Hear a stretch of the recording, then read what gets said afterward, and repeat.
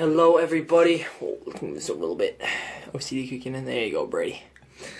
Hello, everybody. Welcome back. Today, October 26th. It's a Wednesday. You know what that means? That means today is the day that the Celtics play. Let's go, everybody. Oh, my goodness. I'm so excited. It's opening day for the Celtics. Opening day for the NBA was yesterday. They're playing the Nets tonight. At home at the TD Garden. And man, am I excited. I am so pumped. I'm bringing this video here to you guys today. I will let you know one thing. Your boy got a laptop. Bad news, the person that gave it to me forgot that they have a password, and I have to contact them and get it so I can open the laptop and actually start writing some articles. It's lit. So yeah, guys, expect articles for once, finally. But yeah, today I'm gonna kind of go over a couple players on the team. You know, the MVP, of the team, obviously. Just the MVP of the team for this year, who I think it'll be the most improved player, maybe a dud, someone I don't think is going to live up to the hype this year. And just kind of go over what I expect to see for the season. And that's really what this video is going to be. So yeah, we're gonna start off with the team. Overall, look, guys, there's a lot of pressure. Let me move this back a little bit. There's a lot of pressure on Brad Stevens this year. And you'd think that most of the pressure would be on Al Horford because of his max contract coming to Boston. It's not. The pressure is 110% on Brad Stevens. Because if they finish where they finished last year, middle of the pack team for the playoff-wise, they're not going to... He might not be back next year. And I say that, obviously... he'll be back unless they miss the playoffs. But his team got a lot better this year, adding Al Horford. He's a perfect fit to this team. There's no reason to be finishing 4, 5, or 6 in the playoff seeding. You should be 2 or 3. Probably not 1. No one's expecting that, but 2 or 3 is what is expected from this team. Not even 4.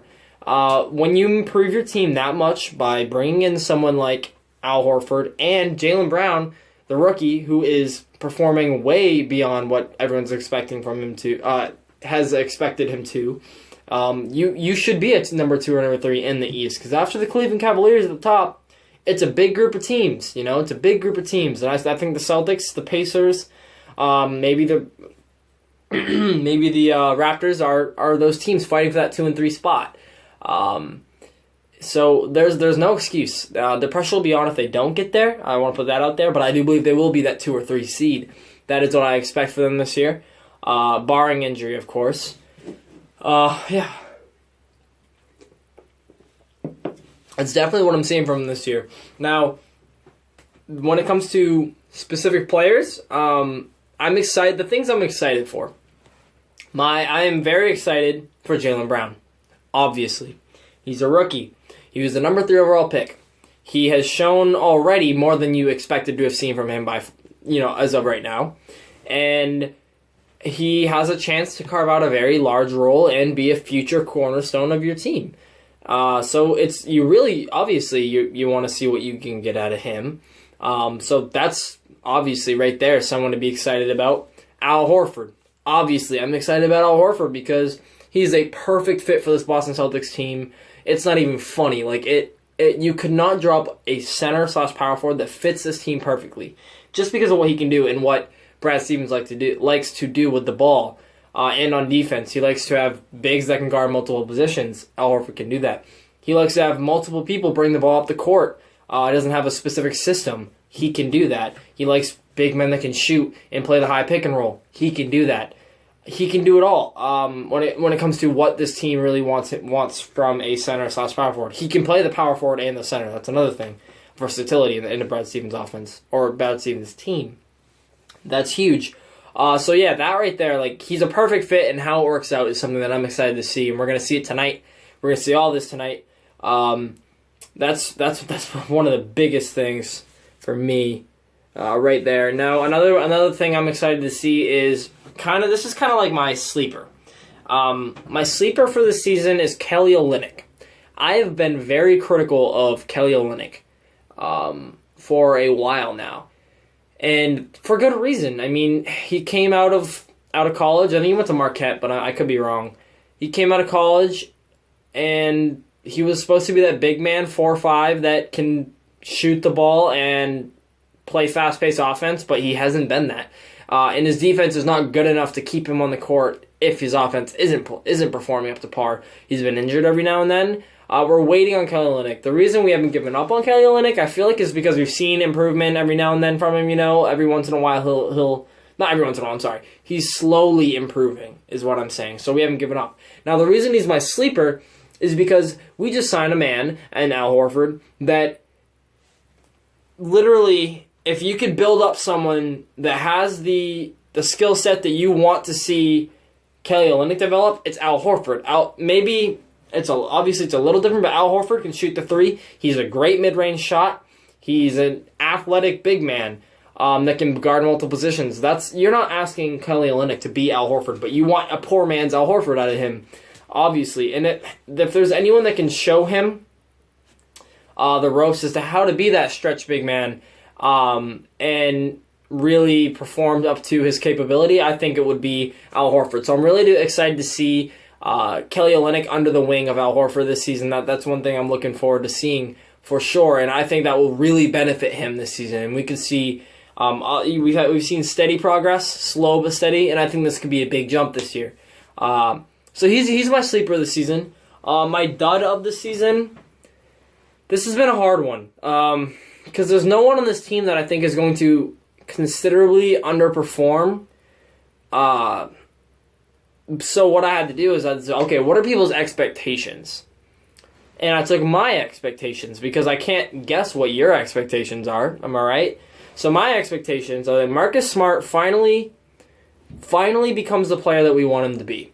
The defense is there. The energy is there. Offensively, we're going to see the Marcus Smart this is what we want.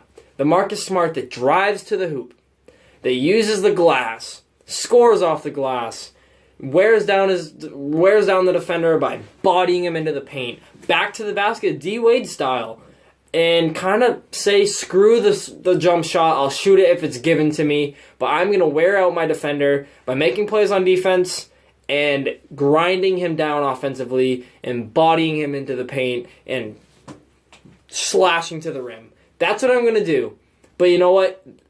That's what we've wanted to see. That's what I've wanted to see, and more mid-range shots. But I don't think that's what we're going to see. I think what we're going to see is kind of what I've gotten the vibe from so far this off-season, going into the season, is the three-point shot for Marcus Smart. Everybody's focused on the Marcus Smart three-point shot. They changed it completely. All you saw are these slow-mos of his new release. I don't care. And it scares me because it shows me that they're putting more time on developing him into something he's not than trying to make him a master at something that he's already kind of got a handle on, which is being a physical player that gets to the hoop. Now, I can tell, the reason I can tell they've given up on that is from watching him play last season. He, in college, could get to the rim, and he had a nice mid-range shot. Alright mid-range shot, but he could get to the hoop like no other. And watching him do it last year, he'd take it to the rack, and he would be kind of careless with the ball. And, that tells me, yes, it could be that he's just, whoops, it happens. But it kind of tells me that that's not really something that he's been focusing on. He hasn't been focusing on that, that aspect of the game. So he's gotten kind of lazy. He's been focusing on the shooting and the less physical side of the game. So when he actually gets in and does what he's supposed to do, what he should do, he's kind of a little shaky. So I think he will improve this year. But until they accept that he is not the shooter that they're trying to make him, I don't think we're going to get the Marcus Smart that we want, if that makes any sense at all. So yeah, that's that. My MVP is actually, should I do MVP last? I think I'm gonna do MVP last. Okay, yeah, I'm gonna do MVP last. So my most improved player this year is gonna be Terry Rozier. Terry Rozier, and the only reason I'm saying that is because of what I've seen from him in summer circuit and in preseason, and what I've heard about him in practice, and that's that he's just taking over He is taking over. He took over Summer League. He ran that team. He ran the second unit with Marcus Smart in the preseason. And in practice, apparently, he was hitting shots to beat the first unit in scrimmages. He's really stepping up, and he has a full-time role in this team as the second unit point guard / shooting guard with him and Marcus Smart. So I'm really excited to see how that works out. I think we're going to see a huge jump from his rookie to his second year, this year, and he's going to be a vital piece of this team. And everybody knows regular season is all about the bench. It's all about the bench because over 82 games, you get tired, and that's when your bench comes in. You saw last night. It was the first game, and what happened? The Spurs bench outperformed the best starting lineup in NBA history, on quotes. My bad, I'm sorry. Golden State Warriors totally went over my head. And that's why they won the game. They smacked them because the bench for the Spurs was well-disciplined and played really good basketball, and that's why they won the game. So bench is important, and I think Terry Rozier is going to be a very vital part of that. So he's definitely my most improved player, seeing as how he didn't really play much last year at all. So that's my most improved player. But my MVP is, I know this sounds very cliche, Al Horford. Al Horford's my team MVP. And I don't think there's really a question either, because you look at what Al Horford does. He can do so versatile on offense, so versatile on defense. He's a good defender. He can bring the ball up the court, which adds a little spunk to the team. He's very quick up and down the court. He can play fast-paced offense and defense. He can block shots, steal. He's a very all-round player, and that is going to benefit the entire team, which is why he's my MVP. There's one of the biggest things about last year when I look at this team is when they lost games they needed to win, and why they lost in the playoffs was because they triple-teamed in the playoffs. They triple-teamed Isaiah Thomas. That was all they needed to do. They double and triple teamed Isaiah Thomas, and they beat us. You're not going to be able to do that with Al Horford on the court. Al Horford's going to make everyone else better. Obviously, when you put a star player on the court, you got to give him some more attention. So that right there opens up opportunities for other players. But it's just his ability to make plays all around in the game is going to help everybody else on the court with him. And that's why I think he will end up being the most valuable player on the team, because he makes everybody around him better. He might not be the most fun person to watch. I don't expect his statistics to be 25 points and 10 rebounds. I don't think that's how this team works. There's too much of a rotation for the Celtics. But if you're watching how he plays, how he helps the team, you're going to see, wow, I understand why this man was given a max contract, because he makes everyone around him better. And that's really what I see happening this year. So it's such an improved team this year. Just from the signing of Al Horford, I don't think it's even a question, which is why I have them being the number 2 or the number 3 team in the Eastern Conference. I don't see anything below that. I think that's exactly where they should be. And guys, let's not forget, we have the Nets' first-round pick next year. The Nets are the worst team in basketball, and I'm praying to God that when Ben Simmons comes back, he is a superstar, and the 76ers win 75% of their last games of the season, because that would keep them from being the worst, and that would make the Nets the worst. And I hope Brooks Lopez gets injured in the nicest way possible, because that means that team, the Nets, would have nobody, and the Celtics would have the number 1 pick in the draft. For real? I mean, for real? Then what do you do? Do you take it, or do you trade it? I don't even want to get into it.